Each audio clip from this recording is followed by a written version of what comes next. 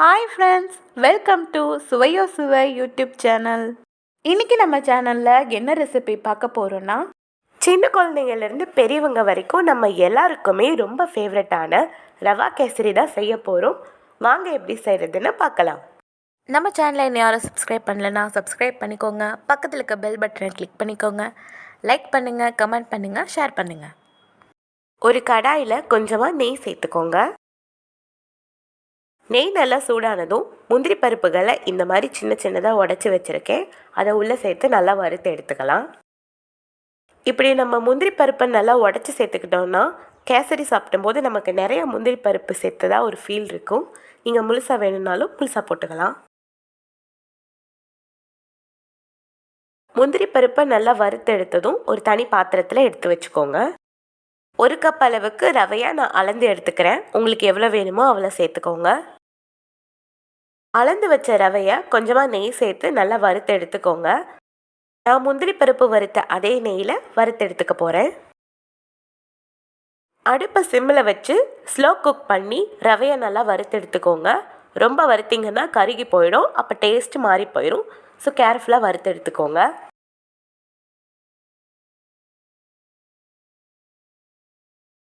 ரவையை நல்லா வறுத்து எடுத்ததும் ஒரு பாத்திரத்தில் மாற்றி நல்லா ஆற விட்டுருங்க. ஒரு கடாயில் ஒரு 5லேருந்து 6 டேபிள் ஸ்பூன் எண்ணெய் சேர்த்துக்கோங்க.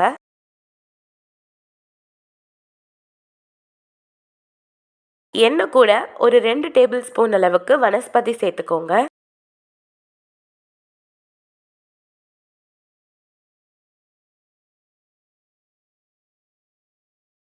வனஸ்பதி நல்லா மெல்ட் ஆனதும் நம்ம ஏற்கனவே வறுத்து வச்சுருந்த ரவையை சேர்த்து ஒரு தடவை நல்லா கிண்டி விட்டுக்கோங்க.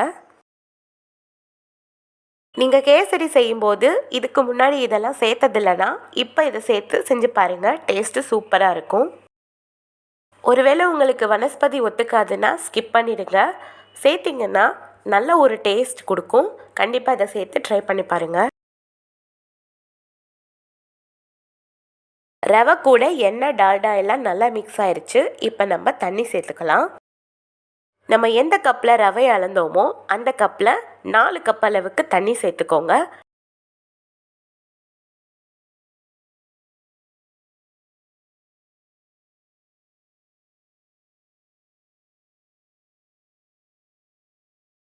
தண்ணி சேர்த்ததும் ஒரு நிமிஷத்துக்கு நல்லா ரவையை மிக்ஸ் பண்ணி விட்டுக்கிட்டே இருங்க.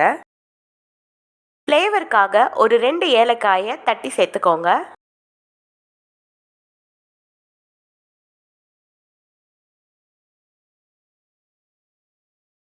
தண்ணியும் ரவையும் நல்லா செட் ஆகி வந்துருச்சு.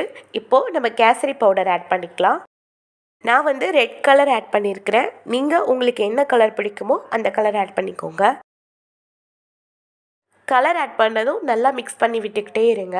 முதல்லையே ரொம்ப கலர் போட்டுறாதீங்க, கொஞ்சம் கொஞ்சமாக தேவையான அளவு போட்டுக்கோங்க. 2 கப் அளவுக்கு சுகர் ஆட் பண்ணிக்கிறேன்.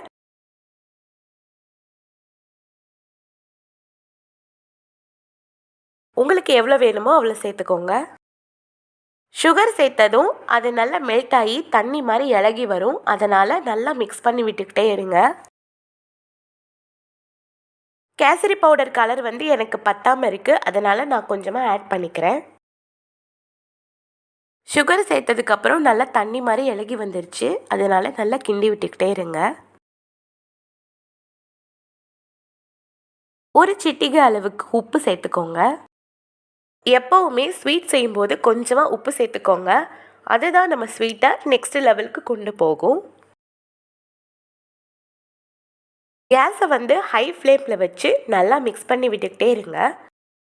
கேசரியில் உள்ள தண்ணியெல்லாம் வற்றி நல்லா அல்வா மாதிரி தானாக திரண்டு வரணும். அது வரைக்கும் நல்லா மிக்ஸ் பண்ணி விட்டுக்கிட்டே இருங்க. ஒரு 2லேருந்து 3 நிமிஷத்துக்கு நல்லா மிக்ஸ் பண்ணி விட்டுக்கிட்டே இருங்க.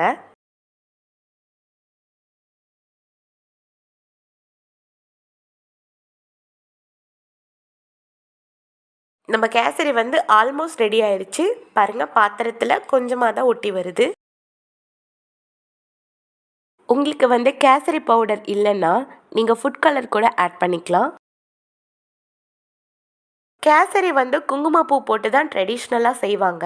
ஃபுட் கலர் எதுவும் இல்லாமல் அப்படி செய்வாங்க. தண்ணி ஊற்றி கொதிக்கும் போதே 2-3 குங்குமப்பூ ஆட் பண்ணிக்கோங்க. குங்குமப்பூவில் இருக்கிற நேச்சுரல் கலர் வந்து கேசரிக்கு ஒரு சூப்பரான கலர் ஃப்ளேவர் கொடுக்கும்.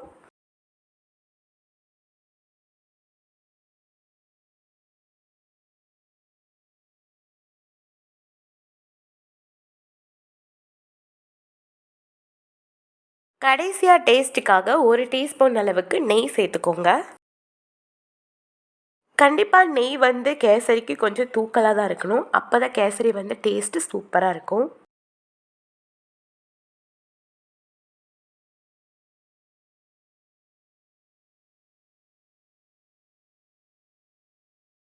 நம்ம கேசரி வந்து சூப்பராக தயாராகிடுச்சு.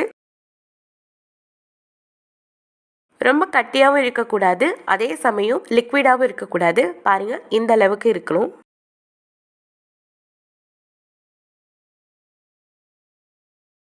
நெய் டால்டாலாம் அதிகம் சேர்த்துருக்கறனால நம்ம பாத்திரத்தில் வந்து கேசரி கொஞ்சம் கூட ஒட்டாமல் வரும். கடைசியாக நம்ம வறுத்து வச்சுருந்த முந்திரி பருப்பு சேர்த்துக்கலாம். அவ்வளோதான், நம்ம கேசரி வந்து சூப்பராக தயாராகிடுச்சு. இது வந்து சுட சுட சர்வ் பண்ணி பாருங்கள், டேஸ்ட்டு வந்து செம்மையாக இருக்கும். நம்ம வீடியோவில் சொல்லியிருக்கிற மாதிரி எல்லா பொருளையும் எல்லா ஸ்டெப்பையும் கரெக்டாக ஃபாலோ பண்ணி யூஸ் பண்ணி பாருங்கள். நீங்களும் இதே மாதிரி வீட்டில் ட்ரை பண்ணி பார்த்துட்டு டேஸ்ட் எப்படி இருக்குன்னு கமெண்ட் பண்ணுங்கள், சப்போர்ட் பண்ணுங்கள். தேங்க்யூ.